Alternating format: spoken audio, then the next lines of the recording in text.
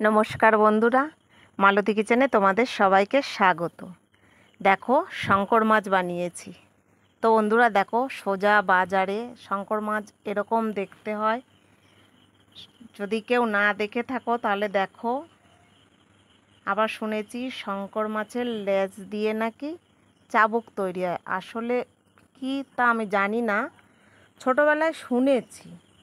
আর এই মাছটা আমি খুব ছোট্টবেলায় খেয়েছি, তবে মনে আছে। আর এই আমি প্রথম আজ রান্না করব।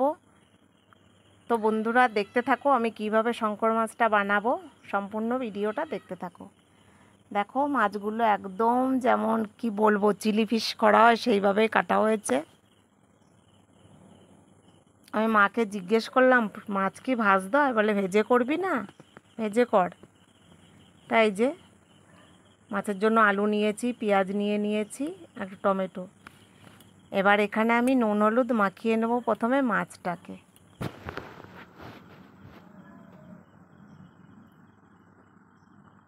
ভালো করে মেখে নিচ্ছি। এখানে 1 কিলো মাছ আছে। আমাদের অত লাগে না, তবু ওই রেখে রেখে খাই। তারপরে ওই ননদিনী এসছে, ওই জন্য একটু অন্যরকম মাছ তাই নিয়ে এসছে। আমি আবার খাই কি না সেটা আবার জিজ্ঞেস করলো। বলে সে তো ছোটোবেলায় খেয়েছি, যাই হোক নিয়ে এসছে। আর আজকে আমি কাঠের উনুনে রান্না করছি। তো দেখো, কড়াইতে তেল বসিয়ে দিয়েছি। প্রথমে মাছগুলো দিয়ে দিচ্ছি। এই মাছটা জানো কড়াইতে লাগে না, জানো, যত অল্প তেল দিয়েই রান্না করো আর বেশি তেল দিয়ে রান্না করো, ঠিক কড়াইতে না লাগে না। মাছটা মনে হচ্ছে তৈলাক্ত হবে হয়তো।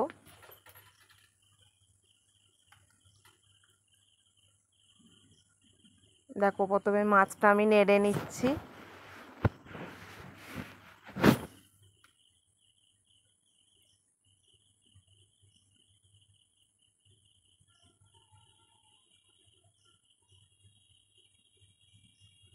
কাঠের উনুনে রান্না করছি, আর আমার উনুনের সামনে একটা আম গাছ আছে। আজ মনে হলো যে এই মাছটা আমি উনুনে করি, তাই নিয়ে এসছি, আর গ্যাসে করিনি। দেখো, মাছগুলো আমার ভাজা হয়ে গেছে এখানে। এবার কড়াইতে তেল দিয়ে আলুটা আমি ভেজে নেব।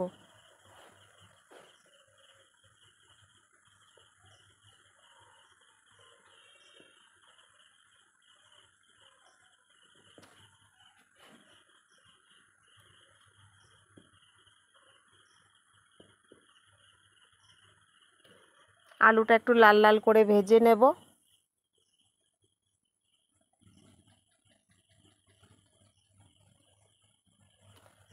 আলুটা দেখো ভেজে নিয়েছি এখানে আমি। আর এই যে তেলটা পুড়ে যাচ্ছে, জিরে ফোড়ন দিলাম, তেজপাতা দিলাম।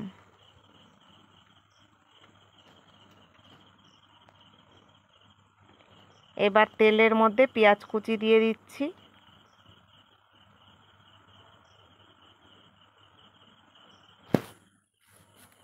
পেঁয়াজ কুচি দিয়ে একটু নেড়ে নেব ভালো করে।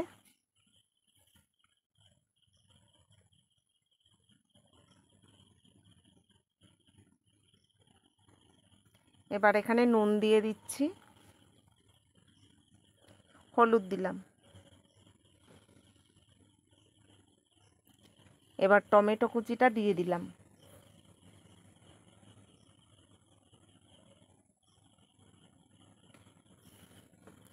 এবার একটু ভালো করে নেড়ে নেব।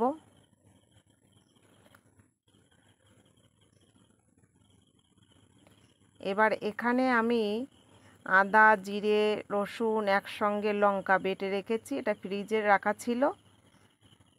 আমি বেশ কিছুটা পরিমাণ মতন দিয়ে দিলাম। এবার একটু জল দিয়ে ভালো করে কষিয়ে নেব।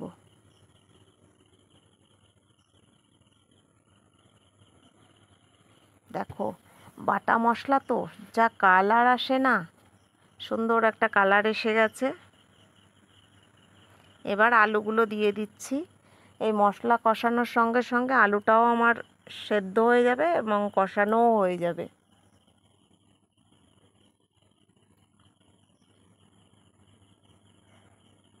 দেখো আমার মশলাটা কষানো হয়ে গেছে, মশলা থেকে তেল ছেড়ে এসছে।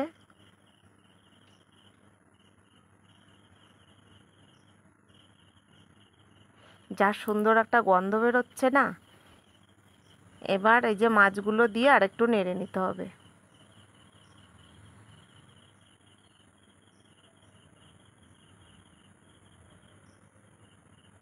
বেশ মনে হচ্ছে না মাংস মাংস একটা সুন্দর একটা গন্ধ আসছে।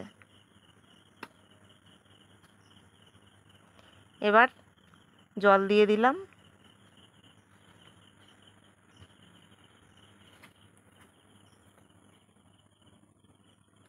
এবার ঝোলটা ফুটে উঠলে নামিয়ে নেব।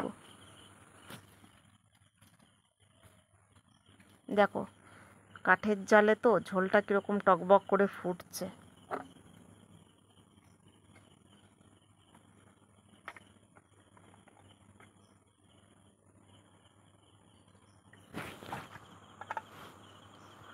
ঝোলটা শুকিয়ে গেছে আমার, রেডি।